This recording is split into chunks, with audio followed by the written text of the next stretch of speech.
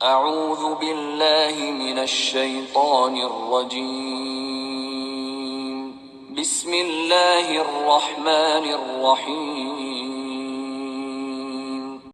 وَإِذْ يَرْفَعُ إِبْرَاهِيمُ الْقَوَاعِدَ مِنَ الْبَيْتِ وَإِسْمَاعِيلُ رَبَّنَا تَقَبَّلْ مِنَّا إِنَّكَ أَنْتَ السَّمِيعُ الْعَلِيمُ رَبَّنَا وَاجْعَلْنَا مُسْلِمَيْنِ لَكَ وَمِنْ ذُرِّيَّتِنَا أُمَّةً مسلمة لك وأرنا مناسكنا وتب علينا إنك أنت التواب الرحيم۔ السلام علیکم ورحمۃ اللہ وبرکاتہ۔ میری پیاری بہنوں، کیا حال چال ہیں؟ اللہ سبحانہ و تعالیٰ آپ کو ایمان میں برکت دے، آپ کی نیکیوں میں برکت دے، آپ کی خوشیوں میں برکت دے، صحت میں، زندگی میں اللہ سبحانہ و تعالیٰ ڈھیروں خیر دے، آمین۔ کیونکہ جو بھی بندہ قرآن کے ساتھ جڑ جاتا ہے نا، یا قرآن سے اپنی محبت کا اظہار کر دیتا ہے اور قرآن کی طرف پلٹ پلٹ کر آتا ہے، خیر بھی اس کی طرف پلٹ پلٹ کے جاتی ہے، خوشیاں بھی اس کی طرف پلٹ پلٹ کے جاتی ہیں، اطمینان اور دل کا سکون بھی پلٹ پلٹ کے اس کی طرف جاتا ہے۔ تو یہ تو اللہ سبحانہ تعالیٰ کی بہت بڑی رحمت ہے کہ اس نے قرآن جیسی چیز ہم کو دی ہوئی ہے، جس کی وجہ سے ہمارے دل حوصلے میں ہے نا۔ جب کوئی مشکل پریشانی آ جاتی ہے تو قرآن ہم سے بات کرتا ہے، ہمیں بتاتا ہے کہ یہ دیکھو، یہ لوگوں کو بھی آئی تھی مشکل اور پریشانی تو انہوں نے کیا کیا تھا، تو ہمیں پتہ چل جاتا ہے کہ کرنے کا کام کیا ہے، اور ہمیں ہدایت مل جاتی ہے، تو ہم سکون میں آ جاتے ہیں۔ جب آپ کو کوئی گائیڈ کر دے نا، راستہ نہ پتہ ہو، اور کوئی کہہ دے نہیں جی یہ سیدھا آپ جائیں گے نا تو وہ جگہ آ جائے گی، تو آپ کو کتنا سکون ملتا ہے کہ ہائی شکر ہے کہ کوئی بتانے والا ہے۔ اور جب کبھی آپ نے خود ڈھونڈنا ہو تو کبھی آپ ایک سڑک لیتے ہیں، کبھی دوسری سڑک لیتے ہیں اور بے چینی ہوتی ہے، تو الحمدللہ کہ اللہ سبحانہ و تعالیٰ نے یہ سیدھے راستے کی گائیڈنس ہم کو دی ہوئی ہے قرآن سے، تو ہم کو سکون اور اطمینان ہو جاتا ہے۔ اچھا جی، آج ہم پڑھیں گے 126 آیت، اور وہ بھی ابراہیم علیہ السلام کے بارے میں ہے۔ 126 نہیں، 127 آیت آج ہم نے پڑھی ہیں۔ اعوذ باللہ من الشیطان الرجیم، بسم اللہ الرحمن الرحیم۔ وَإِذْ، میں نے کیا بتایا تھا، اذ کا کیا مطلب ہوتا ہے؟ یاد کرو، جب یعنی کوئی پرانی بات یاد کرائی جا رہی ہے۔ یرفع، رفع، دیکھیں اردو میں ہم کہتے ہیں نا اونچا کرنا، اونچا کیا ابراہیم علیہ السلام نے القواعدہ، بنیادوں کو، من البیتی، گھر کی، یعنی کعبہ کی، و اسماعیل، اور اسماعیل علیہ السلام نے، یعنی بنیادوں کو کون کھڑا کرے تھے؟ ابراہیم اور اسماعیل، ٹھیک۔ اور کیا کہہ رہے تھے؟ ربنا، اے ہمارے رب، تقبل، قبول کر لے، منا، ہماری طرف سے، سبحان اللہ، انکا، بے شک تو، انتا، تو ہی، السمیع، بہت زیادہ ہر وقت سننے والا ہے، العلیم، بہت زیادہ خوب ہمیشہ سننے والا اور خوب ہمیشہ جاننے والا ہے۔ اچھا، اس آیت میں اللہ سبحانہ وتعالیٰ یہ بتا رہے ہیں کہ ایک اور حکم اللہ تعالیٰ کا جو تھا وہ ابراہیم اور اسماعیل علیہ السلام پورا کر رہے ہیں، اور ساتھ میں دعائیں مانگ رہے ہیں، کام کرتے کرتے بھی دعائیں مانگ رہے ہیں۔ تو یہ ہم نے اپنا طریقہ بنانا ہے کہ ہم جب نیکی کا کام کریں گے تو ساتھ میں ہم دعائیں بھی مانگیں گے، کیونکہ نیکی کے کام کے وقت دعائیں قبول ہوتی ہیں۔ اور لیکن یہ دیکھنے کی بات ہے کہ اتنا بڑا کام کر رہے تھے، بے آب و گیا وادی میں مشکل سے پتھروں کو اٹھا کے لانا۔ اس وقت کوئی آپ یہ سوچیں نا کہ اس وقت کتنی آسانی ہے کہ اگر ہم نے کسی بھی چیز کو، بڑے سے بڑی چیز کو موو کرنا ہے، تو کوئی نہ کوئی ٹول ہوتا ہے اس کا، کوئی نہ کوئی ٹرالی ہوتی ہے، اس میں رکھ کر توڑنے کے لیے چیزیں موجود ہیں جن سے ہم وہ کام کر سکتے ہیں۔ اس وقت تو یہ ٹولز اور یہ چیزیں اس طرح نہیں نہ تھی، ان کو اپنے ہاتھ سے اٹھانی تھی، چیزیں اپنے کندھے پہ رکھنی تھی، پتھروں کو اٹھا کے لانا، ان کو رکھنا، تو اتنا مشکل کام اور محنت طلب کام کر رہے تھے، لیکن دعائیں نہیں انہوں نے چھوڑی، اور وہ بھی عاجزی دیکھیں کہ اللہ ہم سے قبول کر لے۔ ہم تو میری پیاری بہنوں نماز بھی پڑھتے ہیں تو نعوذ باللہ ہم یہ سمجھتے ہیں کہ بڑا احسان ہم نے کسی کے سر پہ کیا ہے، یا یہ کہ اللہ تعالیٰ کی خاطر ہم نے کوئی بہت ہی بڑا کارنامہ کر دیا ہے۔ یہ دیکھیں کہ وہ سب نمازیں، وہ عبادات کر کے، اور یہ محنت طلب کام کر رہے تھے گرمی میں، اور پھر کیا کہہ رہے تھے؟ اللہ اس کو قبول کر لینا، اللہ اس کو قبول. یہ عاجزی ہوتی ہے کہ انسان جھک جاتا ہے اللہ کے آگے. اور پھر کیا کہہ رہے ہیں؟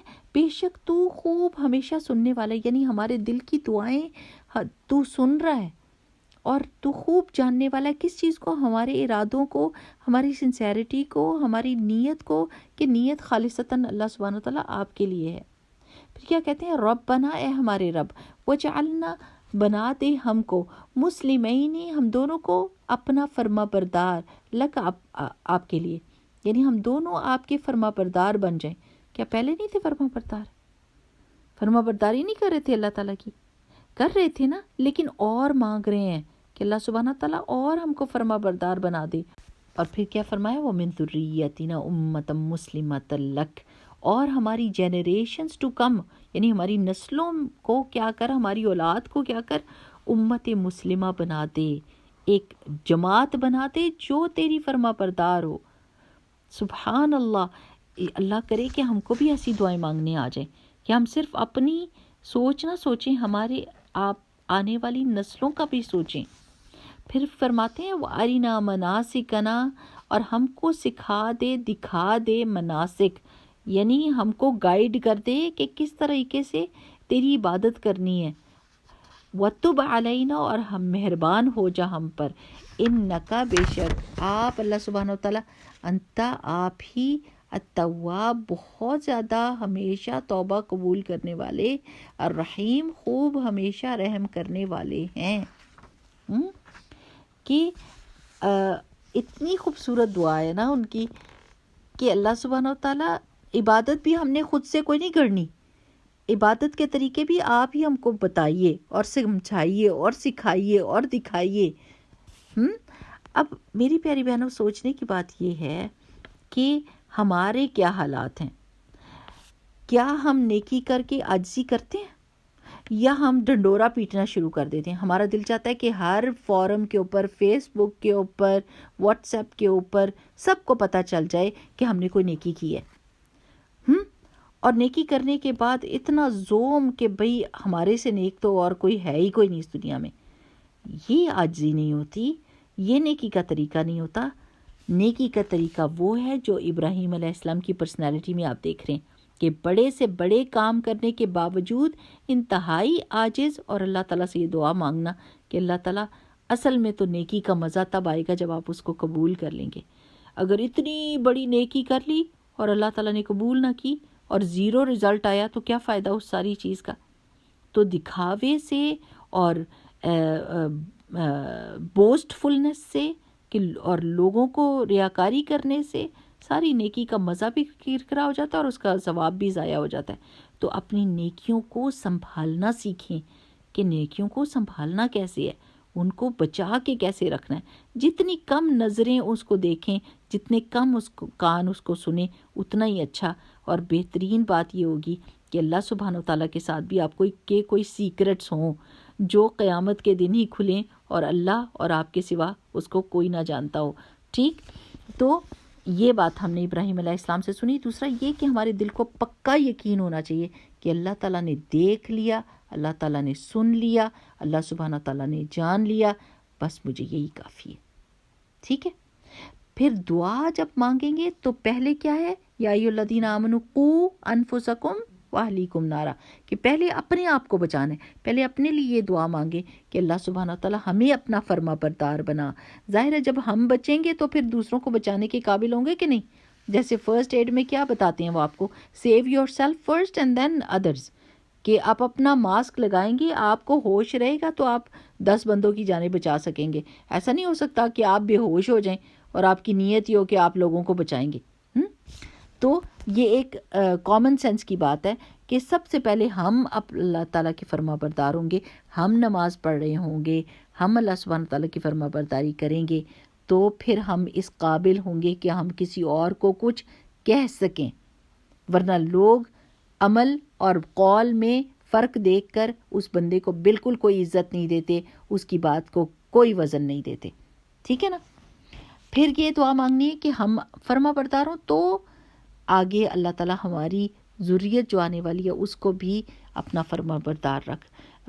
ایک دفعہ کسی خاتون نے مجھے بتایا کہ وہ یہ دعا کرتی ہیں کہ اللہ تعالیٰ قیامت تک میری نسلوں میں کوئی کافر نہ ہو، کوئی تیرا نافرمان بندہ نہ ہو۔ دعا آپ نے پکی پکی مانگنی ہے، آگے سے پھر جو ہوگا تو وہ دیکھا جائے گا۔ انہوں نے بھی یہ دعا مانگی کہ ہماری ذریت میں سے امت مسلمہ بنا دے، پھر بنی، دعا قبول ہوئی نا۔ امت مسلمہ جو آج ہیں، ہم کیا ہیں؟ رسول اللہ صلی اللہ علیہ وسلم فرماتے تھے کہ میں اپنے والد ابراہیم علیہ السلام کی دعا ہوں، ہے نا، یہی مفہوم ہے نا حدیث کا۔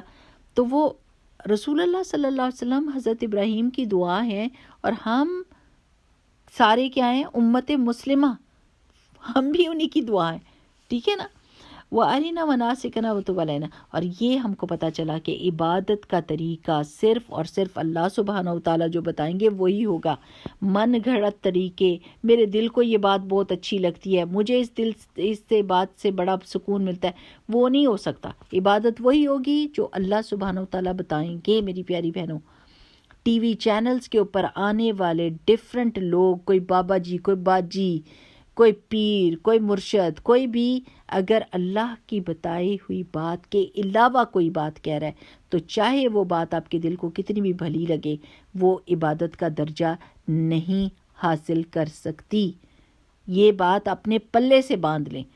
جس چیز کو اللہ اور اللہ کے رسول صلی اللہ علیہ وسلم نے ہم کو بتا دیا ہے کہ یہ عبادت ہے، یہ دعا کا طریقہ ہے، تو بس ہم نے ادھر ہی رک جانا ہے۔ وہی چیز ہمارے لیے کافی ہے، کیونکہ اللہ سبحانہ تعالیٰ اسی پہ اجر اور ثواب دے گا۔ جب کوئی فوت ہو جاتا ہے تو ہم اتنے عجیب و غریب طریقے کرتے ہیں، کیونکہ بھئی یہ ہماری سوشل ایک طریقہ ہے، ہمارے معاشرے کا ایک طریقہ ہے، اور اسی پہ ہم ان کو ثواب پہنچانے کی کوشش کریں، حالانکہ وہ چیزیں کام نہیں آتی۔ کام اصل میں وہی آئے گا جو اللہ سبحانہ و تعالیٰ نے بتایا ہوگا۔ میری پیاری بہنوں، ہم نے اپنی زندگی کا، ہمارا جینا، ہمارا مرنا، ہماری شادیاں، ہماری فوتگیاں، ہر چیز میں ہم نے اللہ سبحانہ و تعالیٰ کے حکم کو ماننا ہے اور اسی طریقے پہ چلنا ہے، تاکہ ہم دنیا اور آخرت دونوں کے فائدے سمیٹ سکیں، ٹھیک ہے نا۔ اور پیغمبروں سے یہ سب سے بڑی بات پتہ چلتی ہے کہ پیغمبر بھی اللہ ہی سے دعا مانگتے تھے، وہ کسی بندے سے دعا نہیں مانگتے تھے، یا کسی اور پیغمبر کا نام لے کر دعا نہیں مانگتے تھے، وہ اللہ سبحانہ تعالیٰ سے ہی دعا مانگتے تھے۔ اور جب ان کو دین میں گائیڈنس چاہیے ہوتی تھی تو وہ اللہ تعالیٰ سے ہی گائیڈنس مانگتے تھے، وہ کسی اور چیز کو کرائیٹیریا نہیں بناتے تھے۔ آج کل ہم کو یہ بات سمجھنے کی بہت شدید ضرورت ہے۔ اللہ سبحانہ تعالیٰ ہمارے راستے درست کر دے، ہمارے طور طریقے درست کر دے، اور ہمیں سمجھ دے اور فہم دے دین کا، تاکہ ہم دنیا کی خیر بھی سمیٹیں اور آخرت کی بھی۔ آمین۔ سبحانک اللہم و بحمدک، نشہد ان لا الہ الا انت، نستغفرک و نتوب الیک۔ السلام علیکم ورحمۃ اللہ وبرکاتہ۔